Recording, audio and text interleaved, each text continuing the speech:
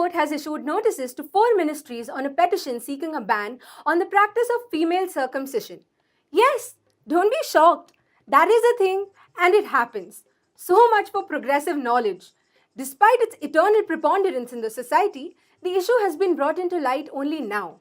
After the government had been notified by the Supreme Court last week, the government took tremendous efforts to do well? Nothing. The Supreme Court had to remind our honorable government to grace the matter with its say, while serpentine queues of families are waiting in line to get their daughters circumcised before time runs out. Tick tock, tick tock, tick tock. Breakdown. So let's get to it. Chop chop.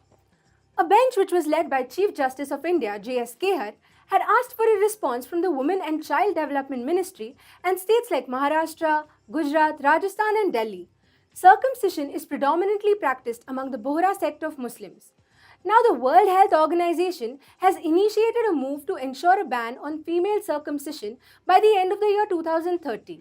It aims at targeting more than 20 countries, mainly from Africa. While there is a considerable number of Bohras in the African and Middle Eastern countries, India, which accommodates a copious 2 million Bohra Muslims, is found nowhere on the World Health Organization's radar.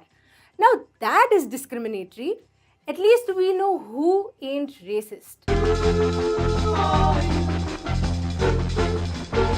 In all fairness, 2 million and 1.3 billion people is a minority. Talk about population control. However, what is female circumcision? Referred to as clitoridectomy or khitan, this procedure involves the partial or total removal of the clitoris. The reason stated by the community for the validation of this ritual is to restrict women from experiencing sexual pleasure. Welcome to a new level of sadism, where pain is all you feel. It is stated that circumcision both for the man as well as for the woman reduces experiencing sexual pleasure. They believe that sexual activity should strictly be symbolic of reproduction and nothing else. Wow, cutting to the chase, directly. What about the bases? How are you going to cover that? Ban those as well. And while you're at it, cut out any feelings altogether. I didn't know that circumcision could lead to developing expertise in sexual perfectionism. Now that's a revelation. Dude, that is not cool. Chopping off wee-wees is not cool.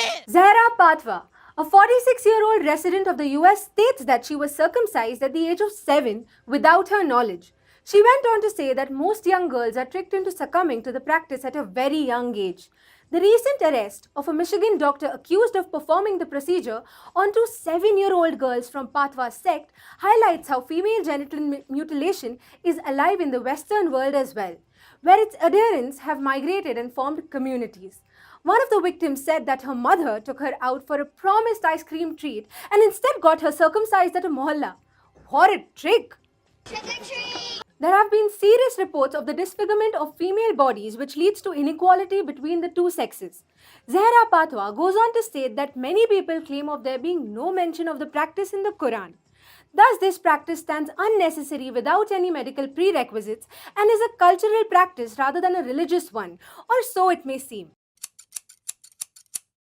Listen, at the end of the day, if you ask me, I think this should be done away with.